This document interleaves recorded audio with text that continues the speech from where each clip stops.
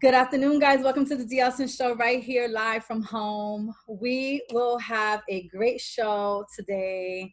I have an interesting, fun, professional guest. May have known him from News 12 Bronx.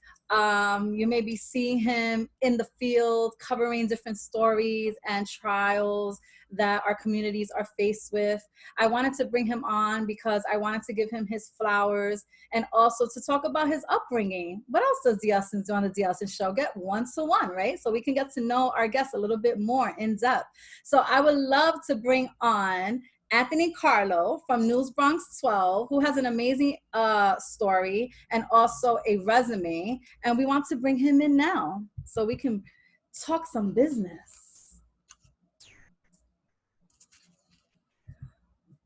Well, hello there. Hi, how are you? I can hear you now. You look amazing. Me, you do.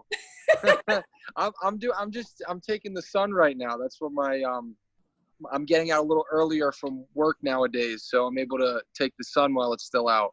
Nice. It is a nice day. It's not as hot as yesterday, so I was able to go for a quick bike ride before speaking with you. I saw. That's awesome. You know what? Honestly, I don't mind the heat. It was really hot the last few days, but I'm like a summer person. I enjoy the hot weather. When's your birthday? It's actually in December. Oh. So I was born when it was cold out, but that's why I like the summer. It was too cold out. I love the summer, so I'm a summer baby, so I'm good with the heat. But yesterday it was kind of tough being on the bike. The streets were like really steamy, and I'm like, okay, this is not as fun as I thought it would be.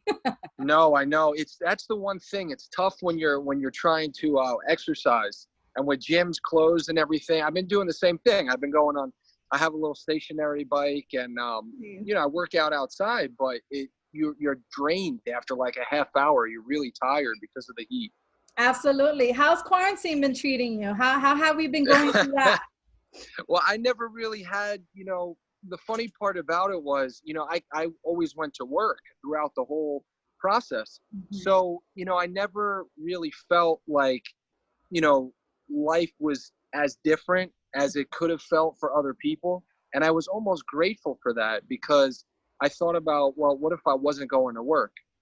How would I feel? I'm sure I would have been depressed because, you just feel like there's nothing, you have no purpose. You're just cooped up at home every day. So, for me, we changed the way we worked a lot, especially when things were bad. We were isolating more, doing a lot of interviews this way, just like how you and I are. And I was really grateful for that because it was scary. I mean, to be around a lot of other people like we normally would be. Right. But life, retained some sort of normalcy for me, believe it or not. That's great to hear, which forced you to probably be in some situations because we have been dealing with a lot between the quarantining, the violence, the rioting. You're serving our Bronx community. So first, I do want to thank you and give you flowers for that because it is a brave position to be in. And it's very empowering. Yeah, absolutely. And you're on the front line. It's just as dangerous as anybody else's job. How do you prepare yourself for that daily? Is it something you think about, or you just kind of go with it and like? I'm a go with the flow type of person. So I try and roll with the punches as best I can. But I have to be honest. You're right. The last few months was crazy. I mean, I've been in news now doing this for like 4 or 5 years now. Mm-hmm. And so it's, fairly, it's sort of like the start of my career. And I had never experienced anything like this. I mean, neither have you. Nobody has. Just where like the past few months, it was kind of like nonstop. Just we got hit almost repeatedly. And it definitely took a mental toll, I think. For me, it was tough in moments where you knew that you were going out there, you were trying to do your job, and you were up against a lot. And, throughout the whole thing, I kind of just went and did it. I would stop and think about it. But if you thought about it too long, you would just not want to go, So you kind of have to, it's just like you mentioned, like the people who, the real heroes out there, the medical workers and the first responders, they can't think about it too long. Otherwise, it's that instinct, it's just in them to do it. So I kind of channeled that inner feeling to be able to do it. So bring us back a little bit. Give us a little history of who Anthony Carlo is, because you do have a resume. You are a 3-time nominee for reporting, I should say, Yeah. which is an honor right there. So bring It us back is. into little Anthony Carlo. You sure you want to know? No, Yes, of I'm kidding. course. No, it's a good question. All right. So yes, you mentioned that. That's something I'm really proud about. The 3-time Emmy, nominees, because that's something that every reporter, every journalist, strives for. And like I mentioned, I've been doing this for a few years now. Haven't been in this too long, but at the same time, I'm the type of person that really likes to be successful. Right. I strive to do a good job. It's just part of me. I enjoy what I do. I like to see good results. So it was bugging me that I had not received an Emmy nomination yet. In the first couple of years doing this. So, you know, I was blessed to be put on some really big coverage, of course, with the junior case. And it's a terrible story, and it was just something that I really feel I was put in a certain place for a reason, to cover that story and do it as thoroughly and as I did, and try as hard as I did, and that's what I did. And it was really rewarding to walk away with it, getting that acknowledgement. You don't do this job for the acknowledgments like that, but it's nice when you do get acknowledged, because it sort of just further reinforces that you did your job and you did it well. As far as growing up, I mean, I grew up in Yonkers. My dad is from the Bronx. My mom was from Yonkers. And, I grew up in an Italian family. So we enjoy, the Sunday meals and everything like that. I enjoy food a lot. Um, I'm a big Yankees fan, so the Yankees are back now, which I'm very excited about. Yes, I was going to get to that in a little while. Yeah. I'm sure I'm mentioning everything you want to ask me, right? That's all right. We'll talk about it again. But that's me. That's pretty much me. So you are an Iona College graduate, and you went That's into right. mass media, right? Yes. Communication? So that's right. I graduated in 2015 now. I'm getting old, but it was, it was tough for me there in a way, because I knew I wanted to do something like this, but I shied away from it early on in my student career, because I wasn't sure if I'd be able to get a job doing it. Everybody wants to be on TV and do things like that until you're faced with, okay, can I actually get a job doing it? Exactly. So I stepped away from it for a little bit in college, and I went back in my junior year, and I really felt like my back was against the wall. I said, I got to do something here, otherwise I'm going to graduate college and not have a career. Right. So I really tried hard those last couple of years of college. I did 5 internships. I really, I tried to network as best as I could. And, one thing led to another. And I was really, really blessed coming out of college, because I got a job right away at New York One. Wow. Yeah. And then I was able to quickly, and actually less than a year, turn that into my job now at News 12. So it's been a fun ride so far. Yeah, you hit the big dogs fast. Ain't no wasting time. And no wasting time. And Iona College, you did win the Warren Wolf Award, right? For best TV package or reporting. That's right. So I did it. There was a couple of things. See, that was part of college. I tried to get, when I realized that I had been a little behind the first couple of years of college, I really tried to do as much as I could those last couple of years. So I got involved with a local public access station called LMC TV, and I was able to win a little award there called Best News Package, which they were doing just themselves, like right in the community there. And then I also was given the Warner Wolf Award for Best TV Sports Reporting, and that was an award that my college gave me. So I was very proud about those. I mean, that's confirmation, because like you said, you really had you had your back against the wall. You didn't really know what route you wanted to take. And then you start doing the media, and those are like confirmations. That makes you like want to keep going. So Absolutely. by the time you get the job at New York One, you have these accolades already. You have these awards, which is awesome. It was nice. It gave me, you're Yeah. right. It gave me a little push, you know what I mean? Cause you know, I'm also not the type of person that walks around like, oh, I'm the best or whatever. No, You you're know, not. I don't really, you know, I don't see it. And like, you know, I think a lot of people struggle with that because they may be really good at something, but you don't necessarily have to come out and be cocky about it, but you also have trouble being confident as well and realizing, you know, I'm doing a good job here. But it's nice, you're right, because you get those little awards and it pushes you to do better. You realize that you can do this. You are so speaking my language. So speaking my language, because it's been about 6 years consistently that I've been doing media, and the goal is to have my own television show. And I Awesome. started from nothing, not even a Yeah. follower. And I'm still organically growing. And, you know, the confidence comes from your guests and people watching you. Yeah. Sometimes I you're have not too sure if you have it or not.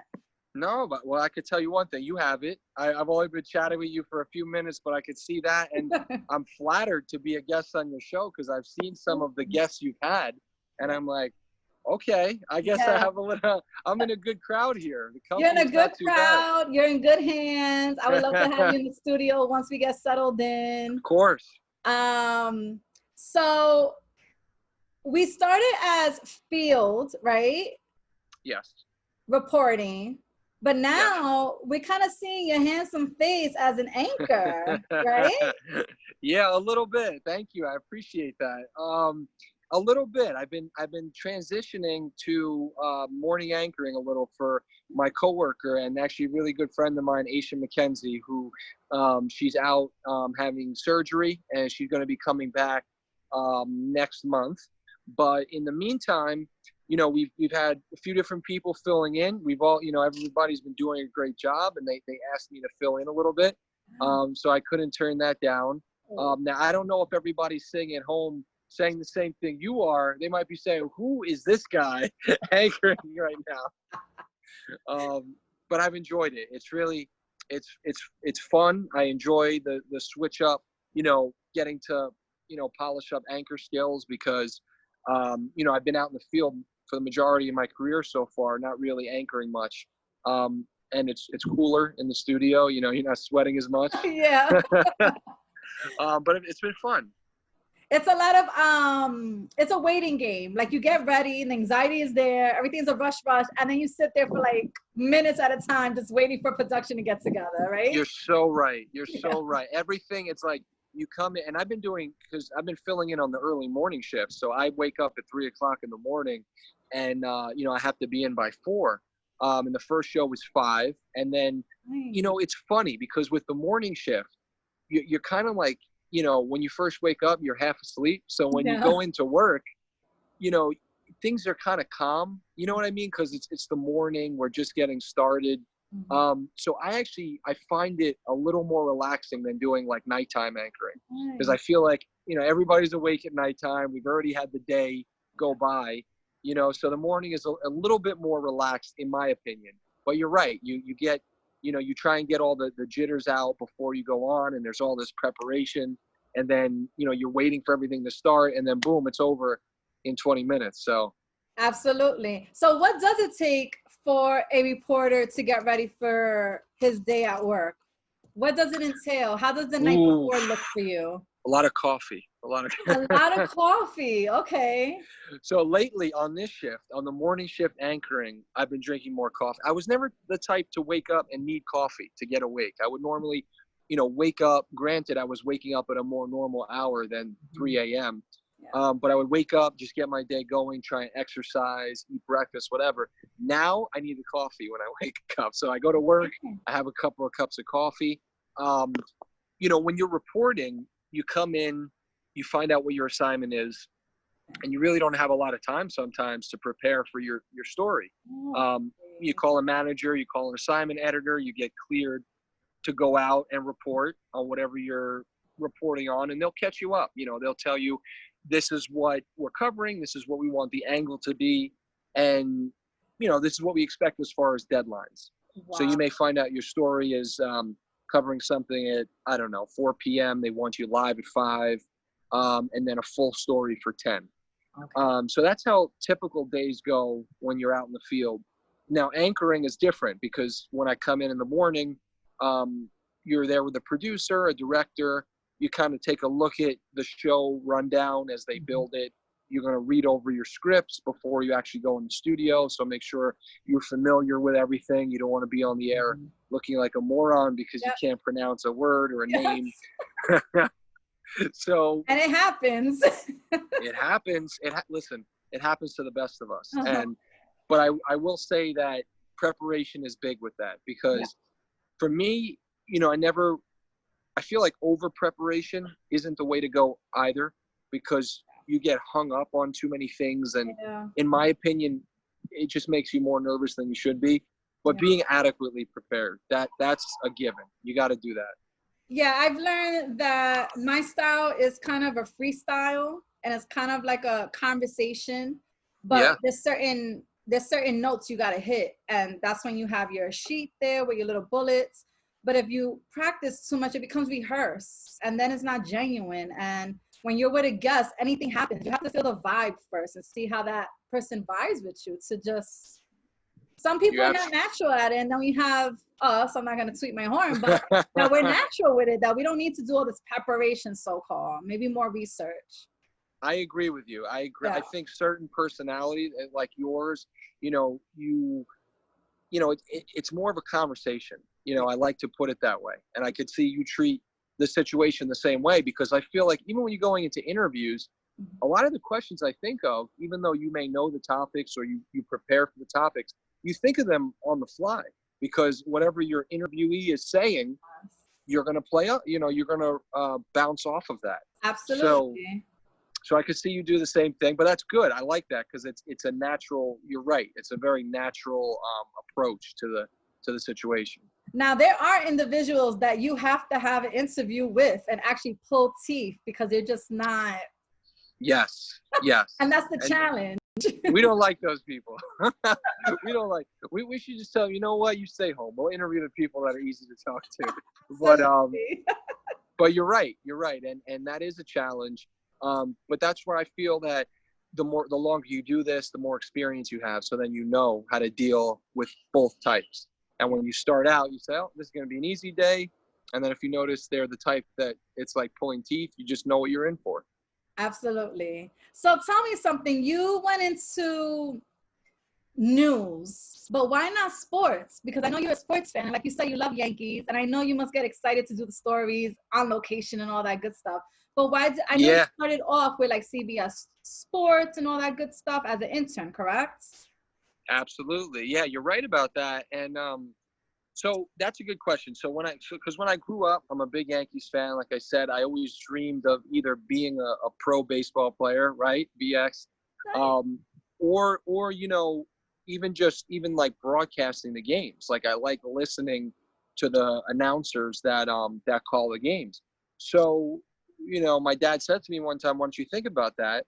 And I thought about it, and then I went to college and I started doing the internships. And somebody at one of my internships, who was actually a sports anchor, also did news. And he said to me, you should think about being able to do both, because A, it's easier to get a job, when you know how to do more. And B, one might say there's a lot less men in news and sports, even though there's a lot of women in sports nowadays as well, you see a lot of men in sports, and you see a lot of retired athletes in sports. Yes. So I decided to try out news, and I said, you know what?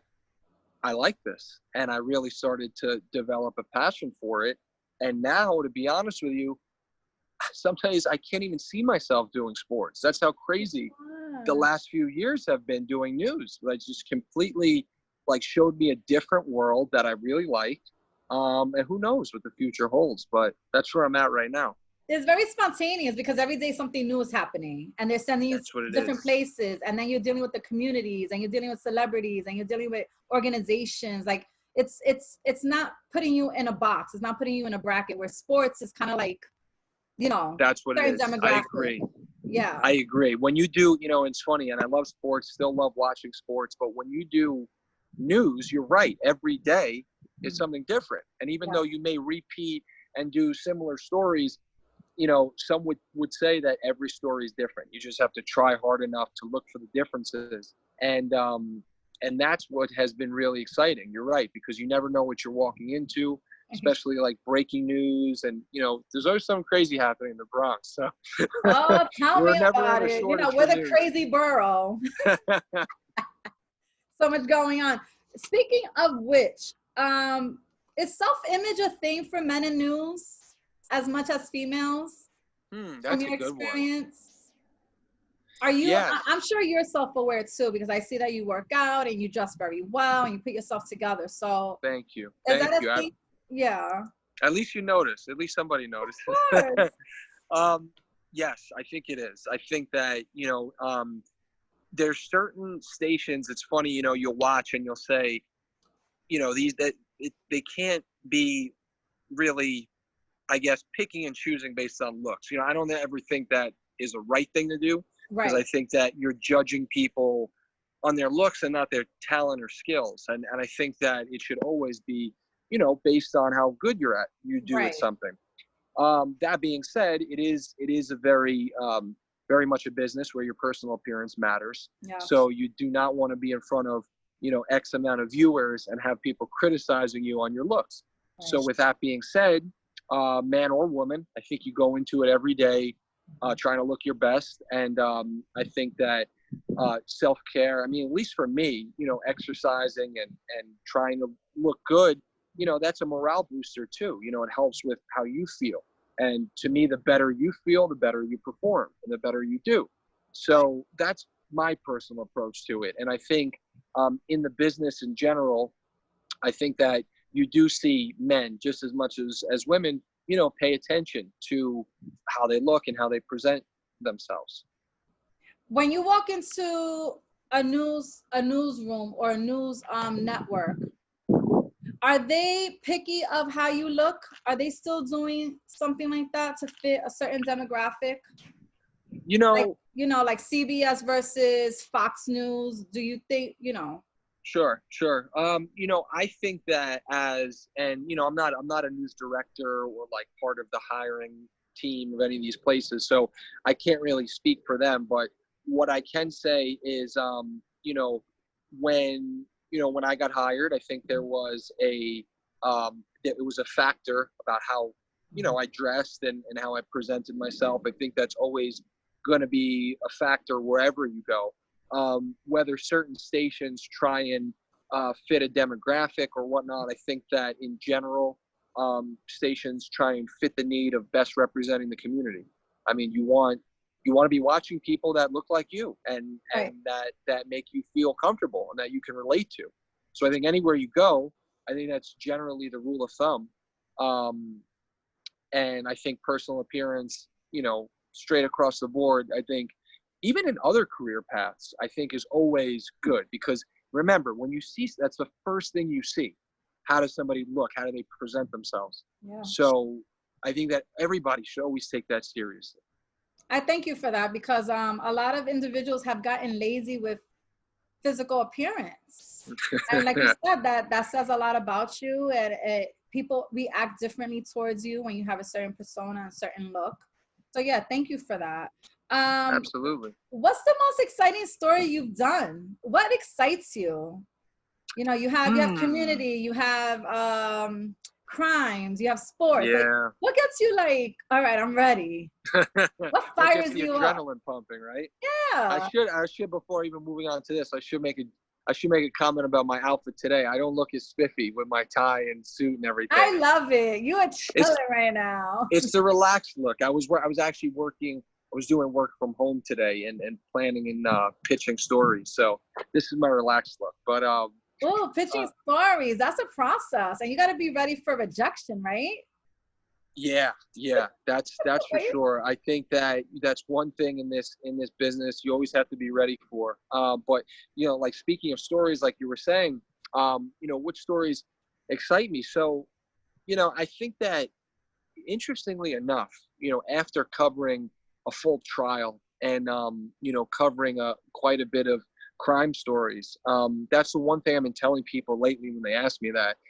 I would say that crime stories interest me a lot more now than I ever thought they would. Yeah. And going back to that world where I was first trying to get into sports and whatever, that was like the last thing on my mind. Like, oh, I want to go report on a heinous crime. You know what I'm saying? Like we see in New York City sometimes, they're really all over. But that's one thing, because you do feel like you're making a difference for the community and for the viewers, because there's a lot of people that depend on the news to know what they need to know to keep them safe, and to be in the know when it comes to really high profile cases. So I think, especially after covering the full Junior story and first trial, I really developed an interest, and I really look forward to doing those types of stories for the community.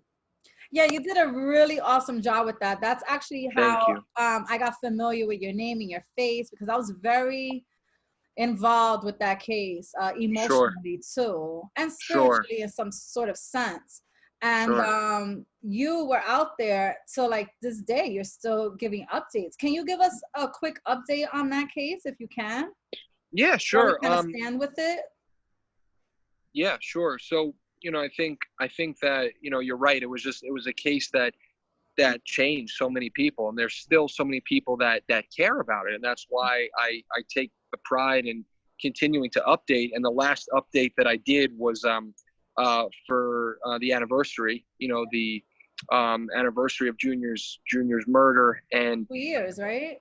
yeah, and also speaking to um, the speaking to the criminal justice side of it, because we know that there was a first trial, and we know that 5 guys got, convicted of the top charge, and they're going to spend life in jail. But we know that there's 8 more people, and that's what was one of the most unique parts of this case, was that there were so many people involved Oh, that so many were, layers. Yeah. yeah, that were charged. And I think it's a really interesting thing to see how during this pandemic things have slowed down.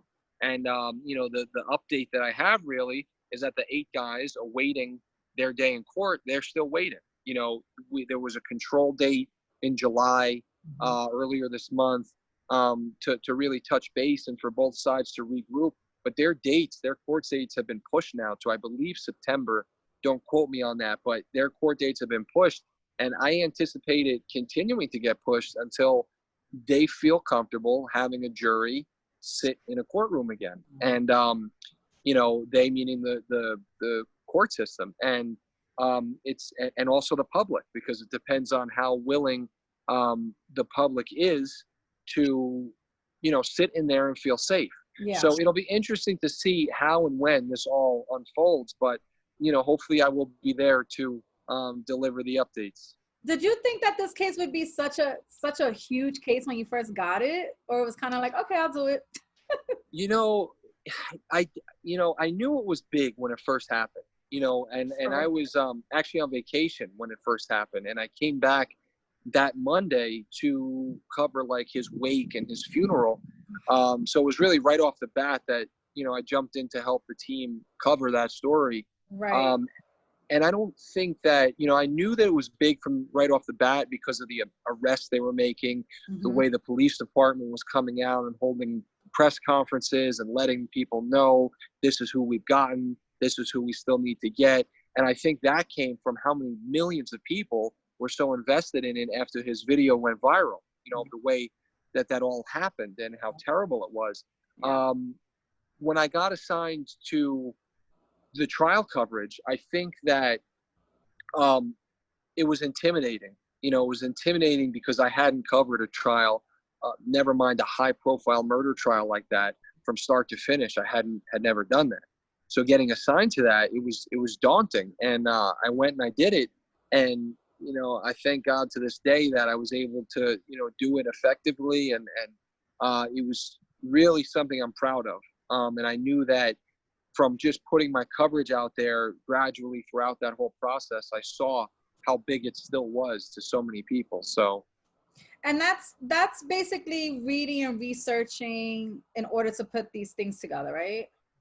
Yeah. So, I mean, to be ready to do that, I have to be honest, when you're on a story like that and it's your beat and you're Yeah. there constantly every day, you almost just become so accustomed to learning and talking about it that every day is just like another day you're soaking up all the updates and the knowledge, Yeah. and you become so knowledgeable about it. And that's how, I wound up with the opportunity with MTV doing the interview during their real true crime segment, and Look they at did a great job with that. that. Yeah, and I was able to do an interview just about covering a particular part of the case in court, and it was great. I'm so grateful for the opportunity. Do you get first of all, how do you handle it emotionally? And also, do you have spiritual connections to these cases? Because you're so involved and you're living and breathing it. It's like when you're an actor and you're playing this role that someone passed away. Sometimes you just Absolutely. like they just like kind of live in you. Have you ever experienced anything like that? Absolutely. So that's such a great question, because journalists especially, I mean, you're going out, you're covering so many stories like this on a daily basis that sometimes you feel like you're desensitized to what's Right. going on, or you're numb. You hear all these bad stories one after the other, and it's difficult sometimes to uh to humanize it and realize, listen, this is not normal. I mean, this should make you feel upset. And I think that was one of those cases in particular where no matter how much we heard about it and how prevalent it was, you were broken by what happened and seeing what that family had to go through. So yeah, there were moments, very emotional moments, that I had throughout that whole process. And I don't think that's a bad thing, because I think we're all human and you can't hide that part of what you are. So, and there's no point in that. I mean, as people listening to reporters, you're listening to another human. There's a difference between being human and then also making sure that you're still fair and unbiased. And I think there's a way to do both, be a human reporting the unbiased facts. Yeah, us as viewers, we respect vulnerability and emotions. Yeah. We're able to relate, and it just shows that you're human. Because Yeah. when I was growing up, everything was so serious on TV. You had to speak a certain way. Now everything's kind of like more free. You're able to have Sure. a little more fun with it. Um, Sure. Anything on Brandon Hendricks? Because I know you was doing that case too. Like this junior case brought you into like this whole world of sad cases, but I mean the fire's there, so why not, right? I know, no, I mean, it's terrible. Like how, with his story, I mean, you have, the whole junior thing happens a couple of years ago, and then you see something that, is so similar, and you just say to yourself, wow, like not much has changed Yeah. in this respect. The Bronx still struggles with gang violence and young people getting involved with the wrong people and getting their hands on things that they shouldn't be involved in. And it was Yeah. sad to see in the Brandon Hendricks case, another young uh, good person, from what everybody who knows him has said, meet a demise like that at the beginning of his life, especially with a career that he could have possibly had, in basketball in some sort, Yeah. and that was even more heartbreaking. Yeah. So covering that, I mean, it was just sort of like, wow, it's a reminder Yeah. that this stuff is still happening. And like, we have to stay vigilant, and we have to keep the pressure on the elected officials to make changes and keep improving Absolutely. these laws that will help, hopefully, bring an end. And it's so much more than that. It really comes down to the community's efforts as well, and how much they care about making a change. And we see so many community members out there that are very passionate about seeing this type of stuff end. So yeah, and as far as an update, I haven't covered that in a few weeks now, but I know there was an arrest made. Yes. Somebody has been charged. So I know that it's moving in the right direction. So speaking about community, you do career days. You go speak to our youth. Yes. I love that. Thank You you know, so much. the kids need stimulation, and for some reason, they've always been fascinated with media, and I feel like that should be like part of their like yearly curriculum. That there's people that come in and let them know that look at me. This is where I came from, and yes, you can do this. How is it Absolutely. working with youth? Like, what do you think we need to do as a community and society to be there for our kids or for young boys or of any Absolutely. race, you know, any gender? I think you're so right. I mean, I think that a lot of times, the engagement in school and the interactivity where you're actually bringing in people who do the job that you maybe one day want to do, that means more um, than anything, in my personal opinion, because I experienced it firsthand. I saw in school that when you met other people that made it, that did it, you were in awe. You really appreciated that connection with them. And you're right. It brought you a realization that, hey, I can do this too. I'm Absolutely. actually talking to, shaking hands with the person that's doing what I want to do. So that's my number one thing. I'm a huge fan of that. And that's why I know life has changed now, but pre-pandemic, I was the first one to want to go and talk to the kids because they love it. You're right. There's something that they think is so glamorous and interesting to them about TV. And I could tell them sometimes it's not as glamorous as you think it is. We all strive to get to that point one day where hopefully it will be, but it's hard work. And being there and be able to talk to them about that, there should be programs set up where it's not just when somebody can on a career day or whatever, but consistently, like once a month, Yes. or like twice a month, Mm. come mentor the kids. I think that because then they don't forget about it. Because I mean, kids are young, they're impressionable. Things go in one ear, they go out the other. Right. So if you're consistently there, you become a figure in that child's life. And I think that's what there needs to be more of. I love it. What are you dealing? We're gonna be ending in a few minutes, but what are we dealing with as in race? Have you gone through any hardships being Italian, getting into media world, or do you feel like you've been kind of accepted easier than someone else because of the color of your skin? I don't want to put you on the spot, but I know that, It's a fair question. yeah, It's a media, fair question. it's not easy for any of us, really. No. And I think that, it's moving in the right direction. I think that we're seeing, thankfully, a progression in diversity and getting, like we talked about before, representation of the community. Mhm. Regardless of the color of your skin, your race, your creed, whatever, Mhm. there are people that are talented out there and that deserve a shot Yeah. and that deserve to have their skills and their talent showcased, and they're going to work hard. Mhm. So I'm happy to see that, right where I am, right where I work for. I see that every day, and I think we're growing in that respect. For me, I'm thankful that, personally, I can't tell you I experienced any, hardships where I would say, oh, I didn't get this opportunity because of this, that, or the other. Right. I've been, privileged and blessed in the sense that, out of school, I was able to, like I said, get a job right away. And I think that for me, always my work ethic spoke the most for Mhm. myself. Mhm. That's what I think has been the most important thing that employers looked at, and I'd like to say that because I really work hard. And I think that, you know, I'd like to think today more employers are looking at that. And if they're not, they should be over anything else. They should be looking at how committed you are, how Yeah. passionate you are, Yeah. and how hard you work. And I think that was really the X factor for me coming out of school, landing that first job, and then being able to get the job at News 12. It wasn't handed to me. I will say that. It was not handed to me. I had to spend a lot of extra hours at New York One, putting a reel together, staying when I wanted to go home, working 6 days a week when I really should have been, really wanted to work 5 or whatever the case was. Right, right.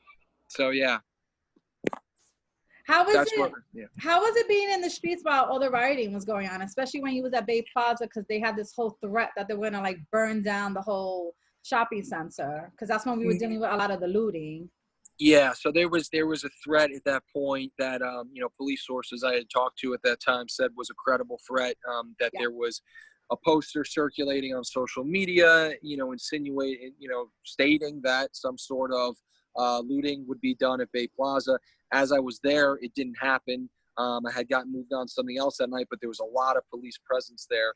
And I have to be honest, I mean, the protests and the demonstrations I had been sent to were done with the mission in mind, with the mission of promoting racial justice, and things were done in an organized way. And I think that the ones I went to, it did not get overshadowed by any, rioting or damaging things or violence or anything like that.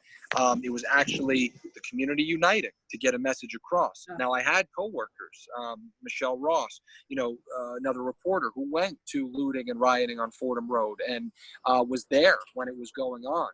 And she could speak much more about that, but she was there when fires were being lit and things were very chaotic. So our boots were on the ground for all of it. The demonstrations, the rioting as well, or the looting. But I will say I was there for the aftermath, was there for the cleanup, and also saw the community come together and really make a difference in that way and improve the community. What had been done. There was a lot of stores that were damaged, and it was, like I said, it's been a really interesting past few months. It's felt like just nonstop. And, I think 2020 is going to be a year that goes down in the history books for sure. Oh, do you think that? Really? This is definitely a moment to remember. I'll tell you that. I didn't think in our time or day that we would be in quarantine for months. No. It was very weird in the beginning, but it's actually been an amazing blessing for me and a journey. So sometimes we just need to reset. We need to be forced to just stay in one place so we can just get a little more creative in how to spend our time and what to move away from. It's interesting you say that, because it makes you look at life differently, and absolutely. it makes you grow in different ways and adapt. And I think you're right. I think I've noticed the same thing. You have to look for the positive in everything, I guess, right? Yeah, individuals, they panic when things are changing, but we adapt as human beings. Like, I know a lot of people have adapted, and now it's kind of like, go back to work. Like, do I really want to be there now? Do I really want to jump on the train now? I hear you. It's changed people's perception of everything. Yeah. It's going to be interesting to see how, things may change for good for a lot of places. People may work from home forever. I think it's been needed with the technology and just how everything's moving. I think we should reevaluate how we've been moving for the last 100 years. You know what I mean? Just to put a number out there. Yeah. Absolutely. Have you ever felt in danger on a case? Was there any time that you felt in danger?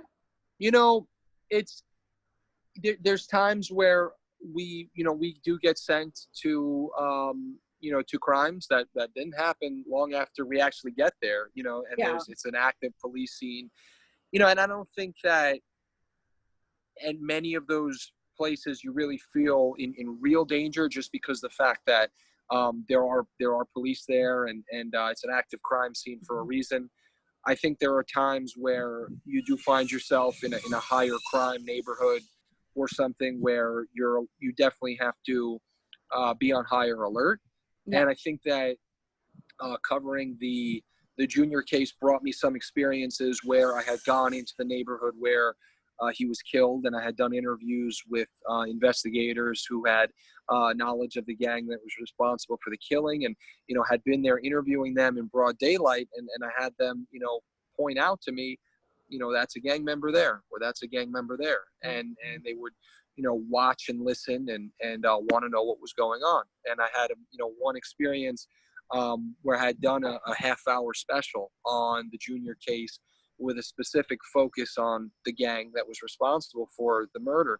And you see mid-interview, the investigator I was interviewing says they're standing right behind you, and it was just something so raw, so so that I had to include that because it showed that we were there. We went there into the neighborhood where it happened, and we were going to deal with whatever was put forward there. So I think that that's how the true journalism gets done. Yeah. But at times it's not always the easiest. It can make you uneasy for sure. What's your favorite thing about the Bronx since you're here reporting so much? Oh, there's so much I love about it. The Yankees, like I mentioned, I love just that. That's always going to be up there. Arthur Avenue, the Mhm. Italian food that you can find on Arthur Avenue. I gotta stay away You, from there. I'm trying to do good over here. I'm on the listen, focus everybody town. deserves a treat. Everybody deserves a cheat meal, as we call it, right? Yeah. Um, but I have to say, one of my favorite things is a lot of times the Bronx gets a bad rap about crime and oh, don't go to the Bronx, Yeah. something bad's gonna happen to you. There's so many generous people in the Bronx that just genuinely nice people that I meet. I'm out and they're so friendly and they make you feel right at home. So if that's one thing that I've learned working in the Bronx the last 4 years has been that it's like in ways it's like one big family. It really is, and I appreciate that really. And we appreciate you. Listen, it's my pleasure to be able to do this every day, and it's like I said, I feel blessed to be able to do it. If you weren't doing this, what would you be doing? Oh, I would win the lotto, be just sitting on $1 million So or that's what playing you for the would be Yankees. doing, playing the lotto so you can win and not. I think playing professional baseball, if that was like my, because that's what I grew up, I guess, dreaming of. But at the same time, you dream of things and you don't really know how it would be until you do it.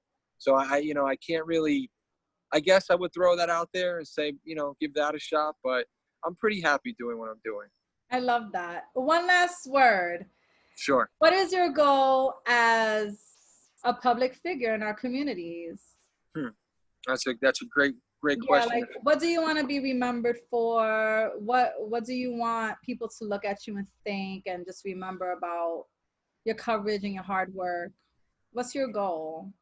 You know, I think that um, I've really come into my own being a voice for the people that watch, and that's one thing that I really take pride in. When I see, I've been grateful for the opportunity to see my following grow a little bit on social media platforms like Instagram, and I live off of that. Like when I'm able to do a story that people care about and they follow me for, it just means that I'm using my platform for a good cause.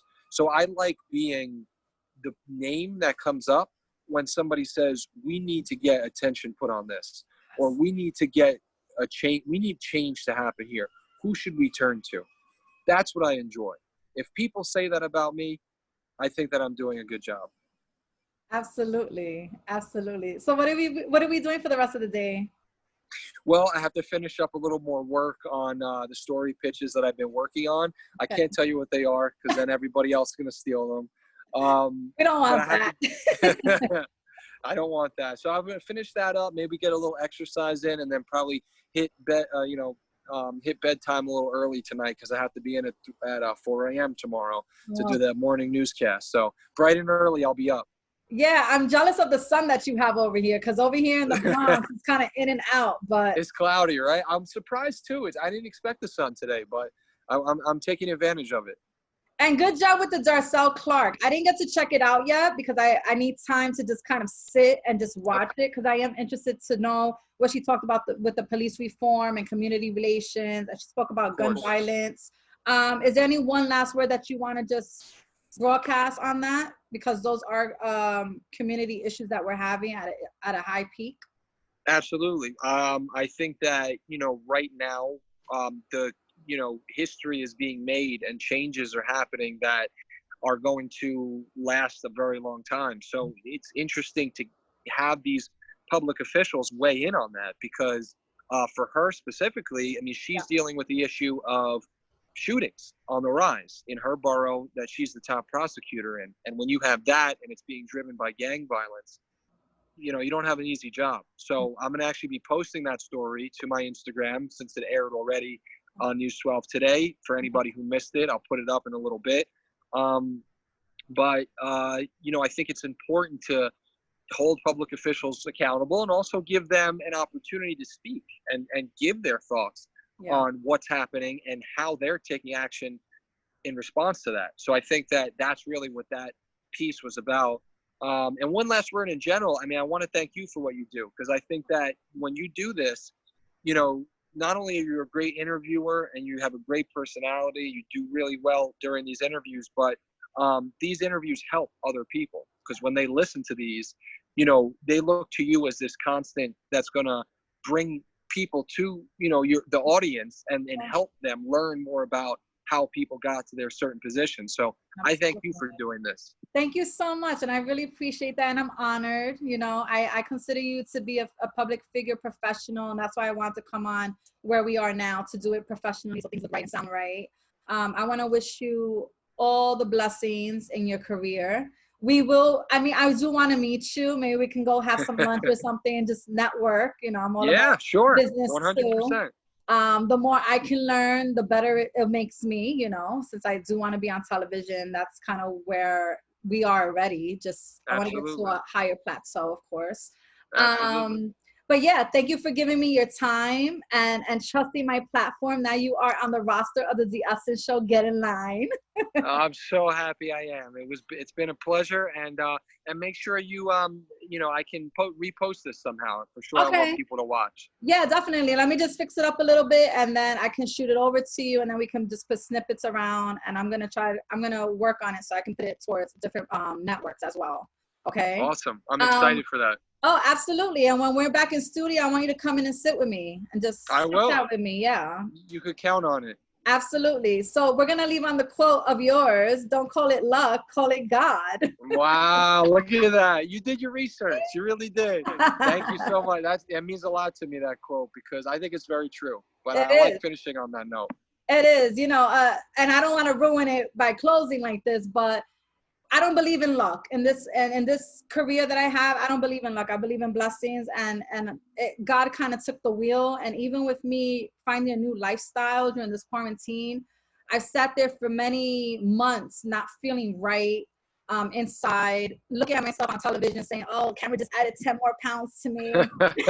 You know, and I kind of was just like, whenever God's ready, let me just surrender. And this quarantine, he just took the wheel. Now I'm working out every day. I'm kind of like addicted to it. Look at that. I've lost 15 pounds. I feel amazing. Congratulations. You know? Yeah. You look amazing. Thank you. And there's certain people that would hit me up and say, oh, okay, so we're not doing the Essence Show, we're doing modeling. And I'm like, no, it comes hand in hand. I'm just trying to show my progression. I'm not trying to like be a model. You have to look good. Absolutely. No, you're absolutely right. I think this was a good time to for everybody to try, hopefully take a look and see where we could all improve. So I'd like to think I did that in some respect as well. I gained the 15 pounds, you lost it, but it's all good. I gained hopefully some more intellect as well. You are awesome. Thank you so much for being here, and we'll talk behind the scenes. Love you, and keep doing what you're doing. Be safe in the streets, okay? Thank you so much. I really appreciate it. Absolutely. We'll talk soon. Thank you, love. Bye-bye. All right, take it easy. So there you have it, Anthony Carlo from Bronx News 12. I needed to bring him on to just network and give him the flowers. And you know, he's amazing. He's very humble. He's out there front lines, and we have to recognize who is giving us our daily news, because they are putting their lives at risk and also giving us the information that we need and updates, like he had said. He is an amazing journalist, you know, reporter, and now anchor. So I wish him the very best. Thank you all for tuning in and watching the Essence Show live from home. And see you soon. And if not, you better get in line. Have a good night, guys.